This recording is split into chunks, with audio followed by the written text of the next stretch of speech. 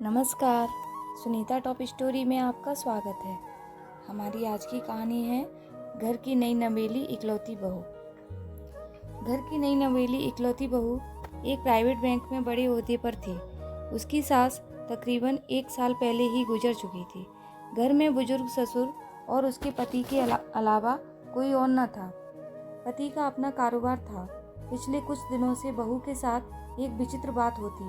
बहू जब जल्दी जल्दी घर का काम निपटाकर ऑफिस के लिए निकलती, ठीक उसी वक्त ससुर उसे आवाज़ देते और कहते, बहू मेरा चश्मा साफ करके मुझे देती जा। प्रतिदिन ऑफिस के लिए निकलते समय बहू के साथ यही होता। काम के दबाव में और देर होने के कारण कभी कभी बहू मन ही मन झल्ला जाती, लेकिन फिर भी उसने अपने ससुर को वो कुछ नहीं बोल पाती। जब बहू अपने ससुर के इस आदत से पूरी तरह से ऊब गई थी, तो उसने पूरे माजरे को अपने पति के साथ साझा किया। पति को भी अपने पिता के इस व्यवहार पर बड़ा ताज्जुब हुआ, लेकिन उसने अपने पिता से कुछ नहीं कहा। पति ने अपनी पत्नी को सलाह दी कि तुम सुबह उठने के साथ ही पिताजी का चश्मा साफ करके अपने कमरे में रख दिया करो, फिर ये झमेला समाप्त हो जाएगा। अगले दिन बहू ने ऐसा ही किया और अपने ससुर के चश्मे को सुबह ही अच्छी तरह साफ करके उनके कमरे में रख आई। लेकिन फिर भी उस दिन वही घटना पुनः हुई और ऑफिस के लिए निकलने से ठीक पहले ससुर ने अपनी बहू को बुलाकर उसे चश्मा साफ करने के लिए कहा। बहू गुस्से में लाल हो गई, लेकिन उसके पास कोई और चारा नहीं था। उसे ऑफिस के लिए देर हो रही थी।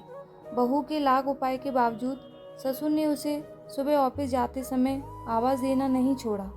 धीरे धीरे समय बीतता गया और ऐसे ही कुछ महीने निकल गए। अब बहू पहले से कुछ बदल चुकी थी।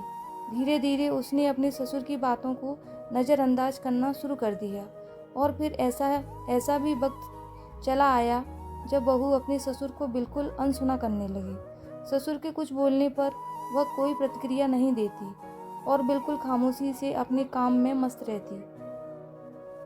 गुजरते वक्त के साथ ही एक दिन बेचारे बुजुर्ग ससुर भी गुजर गए। समय का पहिया कहाँ रुकने वाला था। वो घूमता रहा। छुट्टी का एक दिन था। अचानक बहू के मन में घर की साफ सफाई का ख्याल आया। वो अपने घर की सफाई में जुट गई। तभी सफाई के दौरान मृत ससुर की डायरी उसके हाथ लग गई।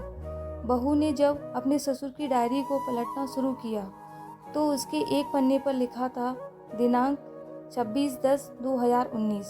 मेरी प्यारी बहू, आज के इस भागदौड़ और बेहद तनाव व संघर्ष भरी जिंदगी में घर से निकलते समय बच्चे अक्सर बड़ों का आशीर्वाद लेना भूल जाते हैं, जबकि बुजुर्गों का यही आशीर्वाद मुश्किल समय में उनके लिए ढाल का काम करता है। बस इसीलिए जब तुम प्रतिदिन मेरा चश्मा साफ कर मुझे देने के लिए झुकती थी, तो मैं मन ही मन अपना हाथ तुम्हारे सिर पर रख देता था, क्योंकि मरने से पहले तुम्हारी सास ने मुझसे कहा था कि बहू को अपनी बेटी की तरह प्यार से रखना और उसे ये कभी भी मत महसूस होने देना कि वो अपने ससुराल में है और हम उसके माँ बाप नहीं हैं। उसकी छोटी मोटी गलतियों को उसकी नादानी समझकर माफ़ कर देना। वैसे मैं रहूं या ना रहूं, मेरा आशीष सदा तुम्हारे साथ है बेटा, सदा खुश रहो। अपने ससुर की डायरी को पढ़कर बहू फूट फूट कर रोने लगी।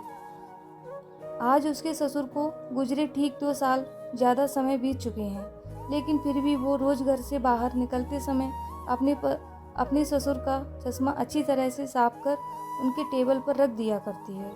उनके अनदेखे हाथ से मिले आशीष की लालसा में अक्सर हम जीवन में रिश्तों का महत्व महसूस नहीं कर पाते, चाहे वो किसी से भी हो, कैसा भी हो, और जब तक महसूस करते हैं तब तक वह हमसे बहुत दूर जा चुका होता है। प्रत्येक रिश्तों की अहमियत और उनका भावनात्मक कद्र बेहद ज़रूरी है, अन्यथा ये जीवन व्यर्थ है। दोस्तों, आपको कहानी कैसी लगी लाइक और कमेंट्स में ज़रूर बताना। कहानी सुनने के लिए आपका बहुत बहुत धन्यवाद।